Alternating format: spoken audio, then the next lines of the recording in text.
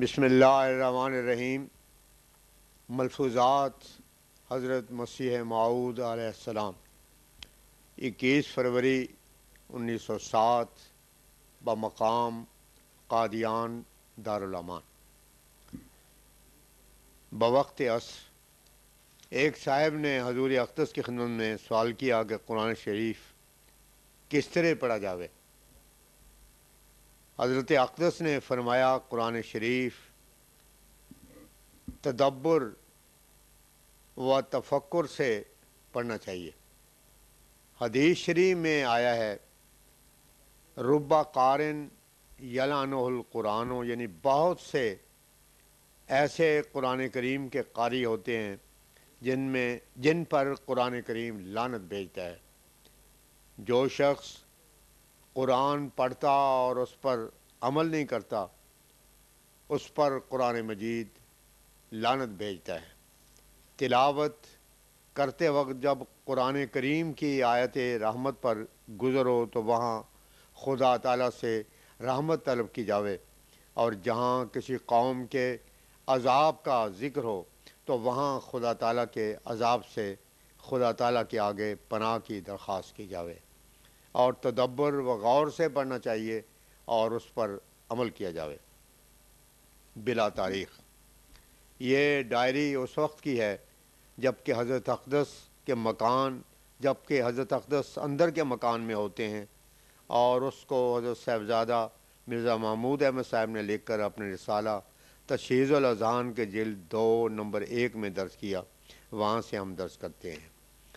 امیر حبیب اللہ خان والی افغانستان کی آمد پر فرمایا لوگ اس کے لیے بڑے بڑے جلسے کرتے ہیں اور اس کے آنے پر خوش ہیں، مگر ہم اس کا آنا نہ آنا برابر سمجھتے ہیں۔ ہم اس آدمی کی پرواہی کیا کرتے ہیں جو خدا تعالیٰ کے احکام پر عمل نہ کرے۔ ہمارا بادشاہ خدا ہے اور امیر حبیب اللہ اس کا مجرم ہے، کیونکہ اس نے بلا کسی حق کے صاحبزادہ عبداللطیف کو صرف اس لیے کہ وہ گورنمنٹ انگریزی سے جہاد کرنا ناجائز قرار دیتے تھے قتل کیا، اور پھر نہایت بے دردی کے ساتھ۔ ایسے شخص کے لیے خدا تعالیٰ فرماتا ہے میں یقتل مومنا متعمدا فجزاؤ جہنم۔ النساء آیت 94، یعنی جو شخص کہ ایک مومن کو بلا کسی کافی عذر کے قتل کر دے پس اس کی جزا جہنم ہے۔ پس ہم تو الہی فیصلے کے منتظر ہیں، اور یہی نہیں بلکہ خدا تعالیٰ فرماتا ہے کہ ایسے شخص پر میرا غضب نازل ہوگا۔ پس خدا کے غضب سے اور کون سی چیز ہے جو خطرناک ہے؟ حضرت صاحب مسواک کو بہت پسند فرماتے ہیں، اور علاوہ مسواک کے اور مختلف چیزوں سے دن میں کئی دفعہ دانتوں کو صاف کرتے ہیں، اور نبی کریم صلی اللہ علیہ وسلم کی بھی یہی سنت تھی۔ پس سب کو چاہیے کہ اس طرح بھی توجہ رکھا کریں۔ فرمایا لوگ سمجھ لیتے ہیں کہ ہم مومن ہیں اور مسلمان ہیں، لیکن دراصل وہ نہیں ہوتے۔ زبانی اقرار تو ایک آسان بات ہے، لیکن کر کے دکھانا اور بات ہے۔ خدا تعالیٰ فرماتا ہے کیا حاسب الناس ان یترکوا ان یقولوا آمنا وہم لا یفتنون۔ العنکبوت آیت 30، یعنی کیا لوگ گمان کرتے ہیں کہ وہ مومن اور پکے ایماندار ہیں اور ابھی وہ آزمائے نہیں گئے، پر جب تک آزمائش نہ ہو ایمان کوئی حقیقت نہیں رکھتا۔ بہت لوگ ہیں جو آزمائش کے وقت پھسل جاتے ہیں اور تکلیف کے وقت ان کا ایمان ڈگمگا جاتا ہے۔ یہ ایک یہودی کا قصہ ہے جو کہ ایک بڑا طبیب گزرا ہے اور جس کا نام ابو الخیر تھا، کہ ایک دفعہ وہ ایک کوچے میں سے گزر رہا تھا، جبکہ اس نے ایک شخص کو یہ پڑھتے ہوئے سنا کہ حاسب الناس ہو۔ اگرچہ وہ یہودی تھا، اس نے آیت کو سن کر اپنے ہاتھوں سے ایک دیوار پر ٹیک لگا لی اور سر جھکا کر رونے لگا۔ جب رو چکا تو اپنے گھر آیا، اور جب وہ سو گیا تو اس نے دیکھا کہ حضرت صلی اللہ علیہ وسلم تشریف لائے، اور انہوں نے آ کر فرمایا کیا ہے ابو الخیر، تعجب ہے کہ تیرے جیسا فضل و کمال والا انسان مسلمان نہ ہو۔ صبح جب اٹھا تو اس نے تمام شہر میں اعلان کر دیا کہ میں آج مذہب اسلام قبول کرتا ہوں۔ فرمایا یہودی اگرچہ آج کل بہت تھوڑے ہیں لیکن وہ اصل میں بہت سے مسلمان ہو گئے تھے، جیسا کہ اوپر ایک قصہ بھی بیان کیا ہے، کچھ تو حضرت صلی اللہ علیہ وسلم کے زمانے میں اور کچھ دیگر سلاطین کے زمانے میں۔ ایک شخص کا قصہ ہے کہ اس نے ایک یہودی کو بہت نصیحت کی کہ تم مسلمان ہو جا۔ اس یہودی نے جواب دیا کہ میں جانتا ہوں کہ اسلام کوئی آسان مذہب نہیں، صرف منہ سے کہہ دینا کوئی بڑی بات نہیں کہ ہم مسلمان ہیں۔ میں نے اپنے ایک بیٹے کا نام خالد رکھا تھا، یعنی ہمیشہ رہنے والا، اور دوسری دن میں اس کو گاڑ بھی آیا تھا۔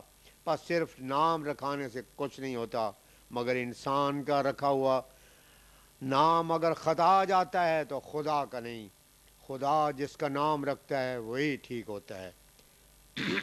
ایک دفعہ ہمارے والد صاحب نے ایک خواب دیکھا کہ آسمان سے تاج اترا، اور انہوں نے فرمایا کہ یہ تاج غلام قادر کے سر پر رکھ دو، آپ کے بڑے بھائی، مگر اس کی تعبیر اصل میں ہمارے حق میں تھی۔ جیسے کہ اکثر ہو جاتا ہے کہ ایک عزیز کے لیے خواب دیکھو اور وہ دوسرے کے لیے پوری ہو جاتی ہے، اور دیکھو کہ غلام قادر تو وہی ہوتا ہے جو قادر کا غلام اپنے آپ کو ثابت بھی کر دے۔ اور انہی دنوں میں مجھ کو بھی ایسی خوابیں آتی تھیں، بس میں دل میں سمجھتا تھا کہ یہ تعبیر الٹی کرتے ہیں، اصل میں اس سے میں مراد ہوں۔ سید عبد القادر جیلانی نے بھی لکھا ہے کہ ایک زمانہ انسان پر ایسا آتا ہے کہ اس کا نام عبد القادر رکھا جاتا ہے، جیسے کہ میرا نام بھی خدا تعالیٰ نے الہام کے ذریعے سے عبد القادر رکھا ہے۔ فرمایا انسان عادت کو چھوڑ سکتا ہے بشرطے کہ اس میں ایمان ہو، اور بہت سے ایسے آدمی دنیا میں موجود ہیں جو اپنی پرانی عادات کو چھوڑ بیٹھے ہیں۔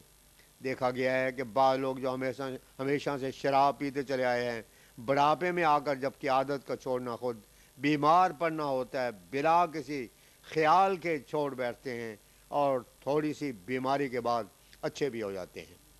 میں حقے کو منع نہ کہتا اور نہ جائز قرار دیتا ہوں، مگر ان صورتوں میں کہ انسان کو کوئی مجبوری ہو، یہ ایک لغو چیز ہے اور اسے انسان کو پرہیز کرنا چاہیے۔ 25 فروری 1907 بوقت ظہر۔ فرمایا اب تو اللہ تعالیٰ نے لوگوں پر اتمام حجت کر دی ہے، نشان پر نشان ظاہر ہو رہا ہے۔ وہ جو حدیث میں آیا ہے کہ جیسے تسبیح کے دانے ٹوٹ پڑتے ہیں، اسی طرح متواتر نشان ظاہر ہوں گے۔ اسی وقت کے لیے تھا، چنانچہ تم دیکھ رہے ہو کہ ایک نشان پورا ہو رہتا ہے تو اس کے ساتھ ہی دوسرا پورا ہو جاتا ہے۔ تعاون کے متعلق ایک شخص نے ذکر کیا کہ لدھیانے میں 5 جنازے ایک گھر کے ایک ہی وقت میں نکلے۔ دوسرے نے یہاں سے 12-14 کوس کے فاصلے پر ایک گاؤں کا ذکر کیا کہ وہاں تو آدمی ایک کنبے کے اکٹھے رات کو چنگے بلے سوئے اور صبح 7 مردہ پائے گئے، پھر کچھ دیر کے بعد ایک لڑکا مر گیا۔ آپ نے فرمایا یہ خدا تعالیٰ کے قہری نشان ہیں، افسوس کہ لوگ اس پر بھی نہیں سمجھتے۔ الہام ان اللہ لا یغیر ما بقوم حتی یغیروا ما بانفسہم سے یہی سمجھ میں آتا ہے کہ جب تک خلقت رجوع الی الحق نہ کرے گی یہ بیماری نہ جائے گی۔ دیکھو اس سال سب کی رائے یہ بندی تھی کہ طاعون سے یہ ملک بہت کچھ پاک ہو گیا ہے اور اب ان قریب بالکل صاف ہو جائے گا، مگر اس سال پہلے سالوں سے بڑھ کر حملہ ہوا ہے، ایسا حملہ کہ کئی گھرانے تباہ ہو گئے ہیں، بعض گاؤں کے گاؤں خالی ہو گئے۔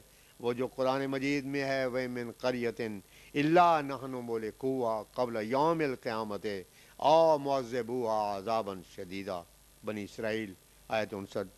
سب کچھ پورا ہو رہا ہے۔ قادیان کے متعلق یہ الہام ہوا تھا لولا الاکرام لہلک المقام، یعنی یہ گاؤں بھی ہلاکت کا مستوجب تھا مگر اکرام کے سبب محفوظ رکھ لیا گیا، جس کے متعلق انہ آول قریہ ہے۔ آوا کے معنی تمام لغت کی کتابوں میں یہی لکھے ہیں کہ کسی مصیبت کے بعد پناہ دینا۔ قرآن مجید میں بھی انہی معنوں میں استعمال ہوا ہے۔ الم یجد کا یتیمن فآوا، الضحیٰ سعد، اس سے معلوم ہوتا ہے کہ پہلے قادیان میں کچھ عذاب طاعون آنا تھا اور پھر اس کے بعد حفاظت ہوگی۔ قاضی ظہور الدین صاحب اکمل نے آیت خود بے ید کا یکسن فاضرب بہی ولا تانس سورہ صاد آیت 45 کی نسبت پوچھا کہ اگر اس کے وہ معنی کیے جائیں جو عام مفسروں نے کیے ہیں تو شرع میں ہیلوں کا باب کھل جائے گا۔ حضور نے فرمایا چونکہ حضرت ایوب کی بیوی بڑی نیک خدمت گزار تھی اور آپ بھی متقی صابر تھے، اس لیے اللہ تعالیٰ نے تخفیف کر دی اور ایسی تدبیر سجا دی جس سے قسم بھی پوری ہو جائے اور ضرر بھی نہ پہنچے۔ اگر کوئی ہیلا اللہ تعالیٰ سمجھائے تو وہ شرع میں جائز ہے، کیونکہ وہ بھی اسی راہ سے آیا جس سے شرع آئی، اس لیے کوئی حرج کی بات نہیں۔ 26 فروری 1907 بوقت ظہر۔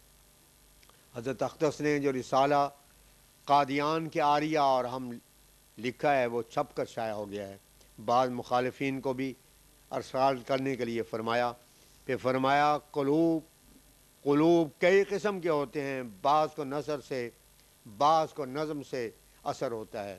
ایک شخص کو صرف ہماری برائن احمدیہ کی نظم سے اثر ہوا اور وہ ہمارے پاس پہنچا۔ فرمایا سال گزشتہ کا الہام ہے اس کے متعلق۔ فرمایا کہ ہر طرف سے خبریں آ رہی ہیں کہ اس سال غیر معمولی سردی پڑی ہے اور یہ پیشگوئی پوری ہو گئی۔